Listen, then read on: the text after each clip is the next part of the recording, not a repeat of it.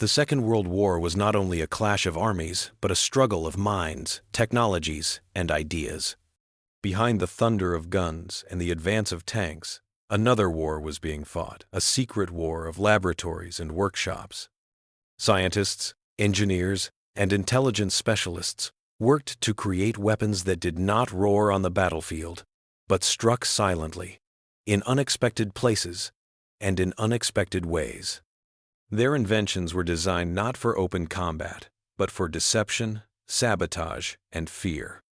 By the end of 1942, deep inside Germany, there existed a little-known division tasked with developing what were called special means of destruction.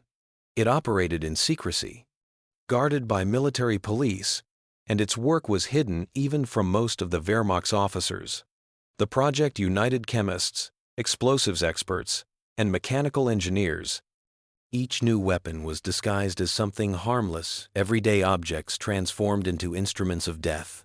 Inside the program, these inventions were simply referred to as death devices.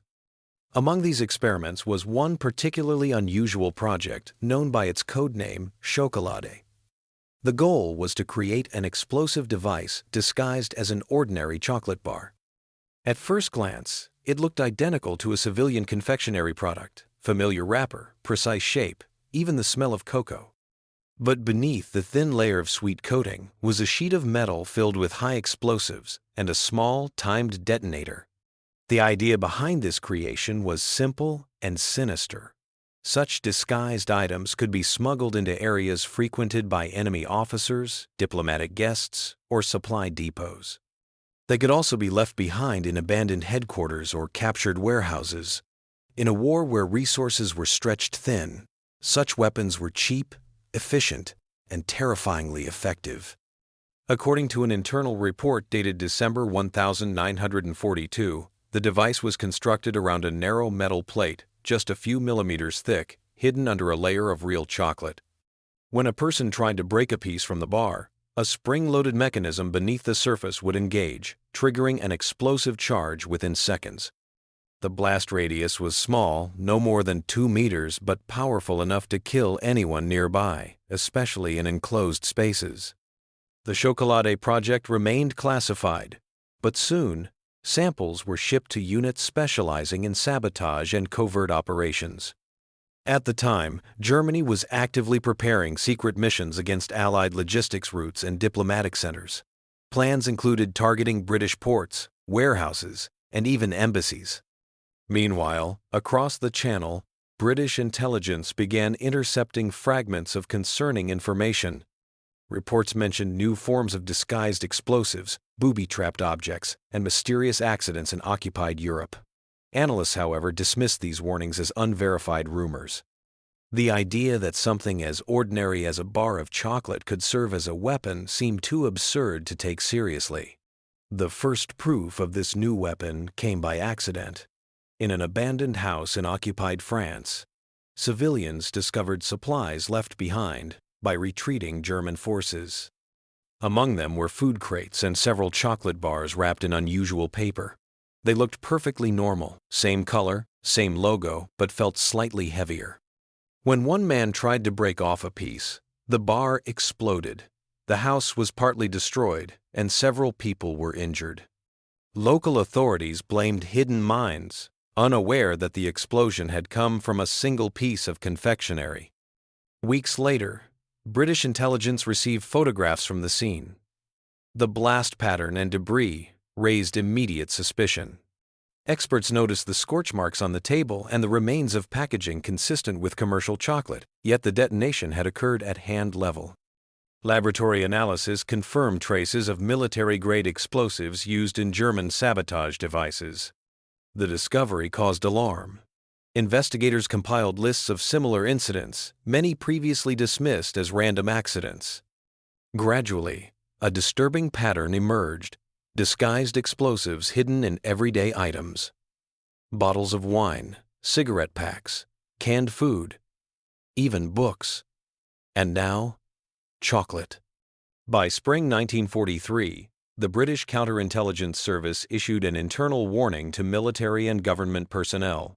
Orders were sent to inspect all gifts, confiscated goods, and supply shipments. Soldiers and civilians alike were advised never to consume food or drinks of uncertain origin.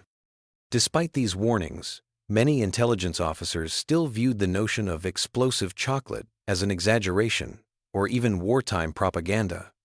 The idea seemed implausible. Yet behind the locked doors of German laboratories, the experiments continued. For some, it was an engineering challenge. For others, it was a psychological weapon to destroy not only lives, but the sense of safety itself. The chocolate device had now moved beyond the stage of experiment. It was being prepared for real operations missions that would soon cross borders, reach Allied soil, and cause deaths in unexpected places. No one yet understood that this quiet invention, born in secrecy, would become one of the strangest and most chilling stories of the war.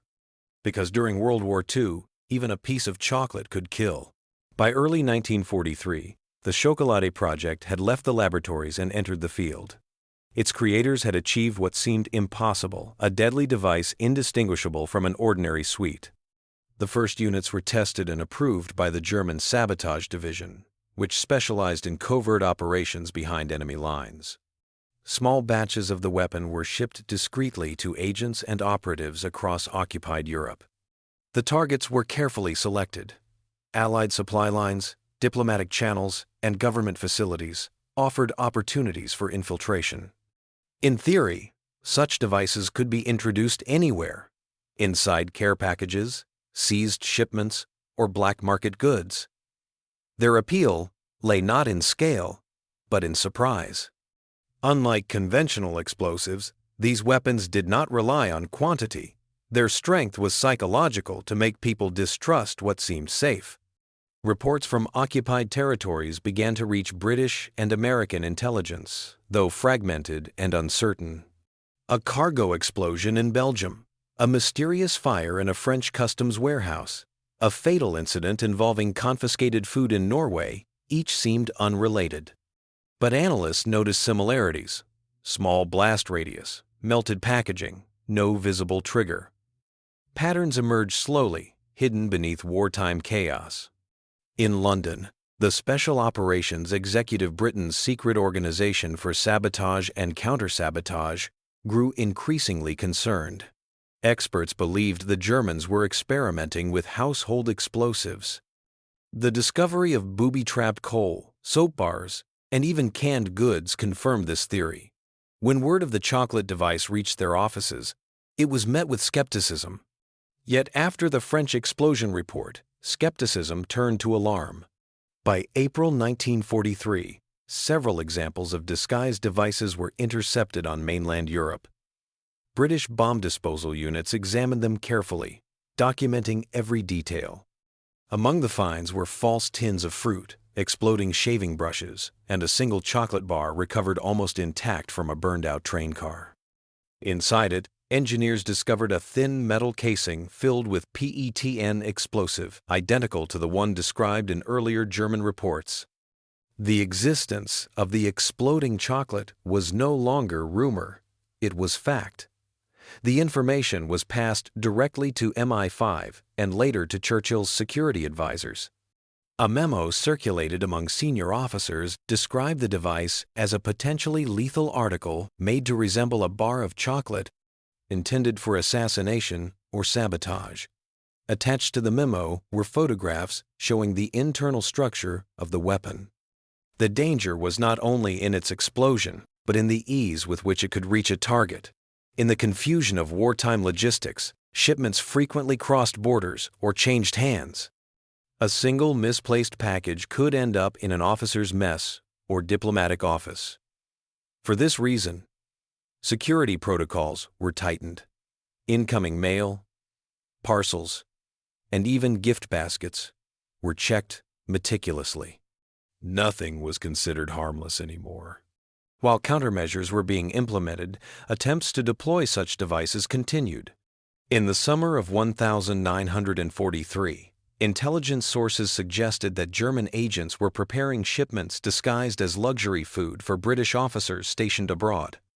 These operations were likely intended not for large-scale destruction, but for isolated assassinations that could create panic and disrupt morale.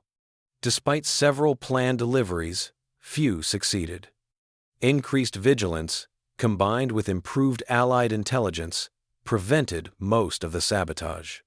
Many agents were caught before completing their missions, their packages seized and studied. Nevertheless, the psychological impact was significant. The very idea that something as simple as chocolate could conceal death spread fear through military and civilian circles alike. Within the German command, the Schokolade project was gradually overshadowed by more ambitious weapons, rockets, jet aircraft, and chemical agents. Yet it continued on a smaller scale, maintained by those who saw in it a unique form of warfare, intimate, invisible, and efficient. The engineers behind it considered their creation a technical masterpiece, a perfect blend of precision and deception. For the Allies, the existence of such weapons changed perceptions of safety forever. Soldiers were trained to handle captured items with suspicion. Intelligence manuals began listing possible disguises: matches, pencils, cigars, and now chocolate bars. By the end of 1943, the immediate threat from these devices had diminished, but their legacy endured. They symbolized the strange evolution of warfare, a shift from brute force to psychological precision. Behind every ordinary object, people began to imagine hidden mechanisms of death. In the vast machinery of the Second World War, the Chocolat device remained a small, almost forgotten invention. Yet it revealed something deeper about the nature of total conflict, that even comfort and sweetness could be transformed into tools of fear. By late 1943, the intelligence war between Germany and Britain had reached new levels of complexity.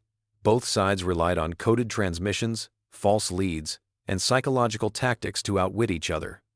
The Chocolate project, though small compared to massive operations like rocket development, still drew quiet interest among German intelligence officers.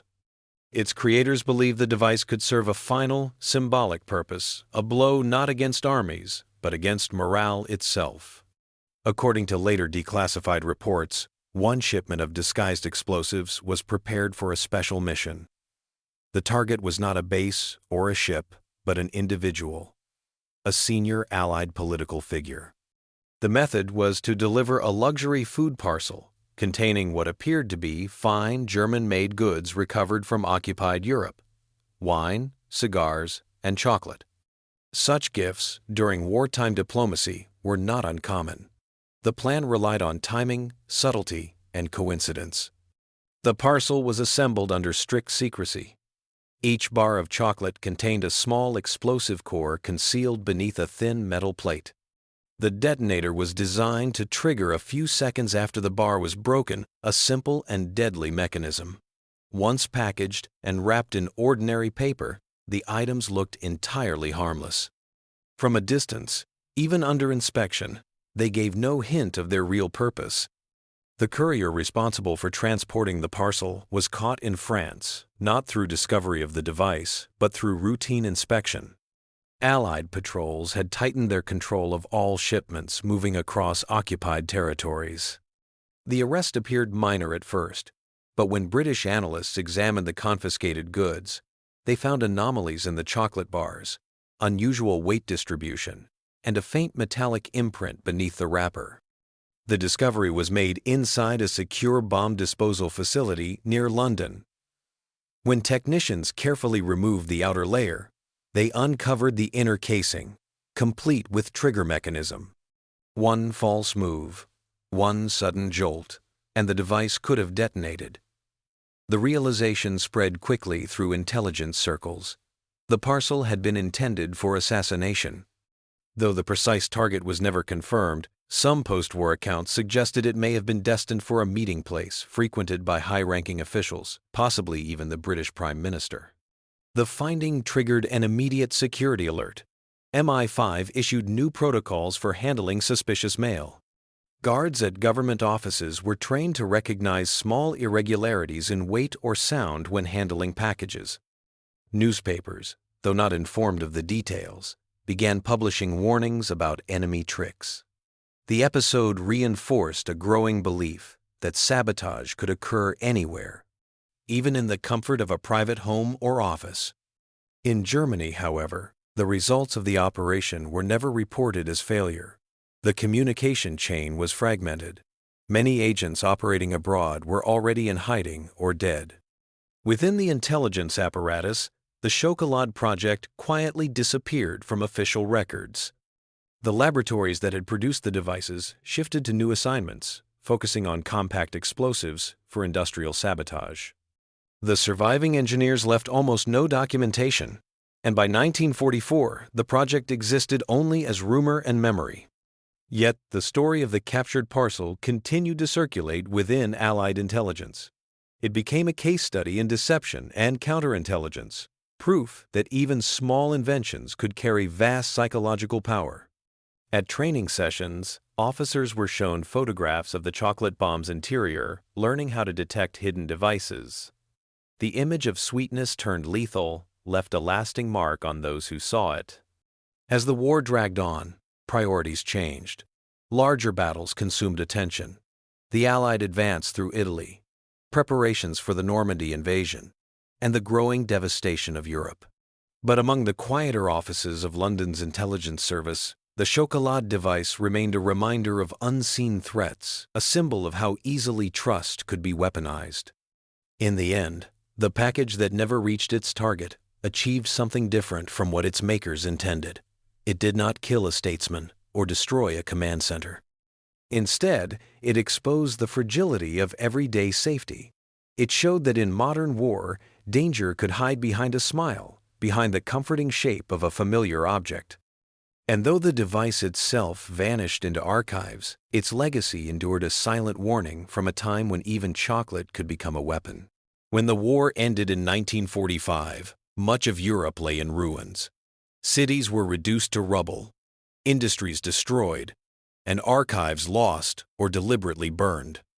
In the vast confusion of occupation, surrender, and reconstruction, small stories like that of the Chocolat device slipped quietly into obscurity. Most of those who had worked on the project were either dead, missing, or absorbed into other post-war programs. No one kept records. The idea that chocolate could kill became a whisper, one of many wartime legends. For the Allied powers, however, the memory remained preserved in classified files. Photographs, sketches, and technical notes from the British Bomb Disposal Unit were stored deep within the archives of MI5. For decades, the documents gathered dust, occasionally referenced in training manuals about concealed ordnance. Few outside intelligence circles knew of their existence. When researchers finally rediscovered the files in the 1,970 seconds, the find caused quiet astonishment. The photographs showed neatly wrapped chocolate bars cut open to reveal metal casings and tiny clockwork mechanisms inside. Alongside them lay technical diagrams describing how the device was armed when broken. The material confirmed what many had once dismissed as myth, that Germany had indeed created an explosive disguised as candy. The revelation drew public attention only briefly. For historians, the device was less significant as a weapon and more as an example of how total war blurred the boundaries between battlefield and everyday life. The Chocolat bomb represented a shift in warfare from large-scale destruction to psychological terror, from open confrontation to the corrosion of trust. In the broader picture of the Second World War, it was a footnote. No great battle was won or lost because of it, no statesman assassinated. Yet it captured something unique about that era, the way science and fear could intertwine until even a simple pleasure became suspect. For the British public, who learned about the story much later, it became another symbol of how close danger had come to ordinary homes. Among former intelligence officers, recollections of the discovery remained vivid. Some described the unease that followed the realization that any gift, any parcel, could conceal hidden death. Training sessions during the war had instilled this caution so deeply that it persisted long after peace returned. For them, the chocolate bomb was not just an artifact. It was a reminder of vigilance, of how fragile normal life could be when trust itself was targeted. In Germany, post-war researchers examining documents on unconventional weapons found almost no official mention of the Schokolade project. Its files were likely destroyed during the final days of the war, when secrecy mattered more than preservation. Only fragments, secondary notes, passing references in correspondence hinted at its existence. It had been a minor experiment, but one reflecting the desperation of a nation stretched beyond its limits. As the decades passed, the world changed. The technologies of destruction became more advanced, and the memory of small inventions like this one faded further. Yet the story occasionally resurfaced in museum exhibits, intelligence lectures, or documentaries exploring the hidden sides of the war. Viewers were often struck not by the technical ingenuity, but by the moral implications.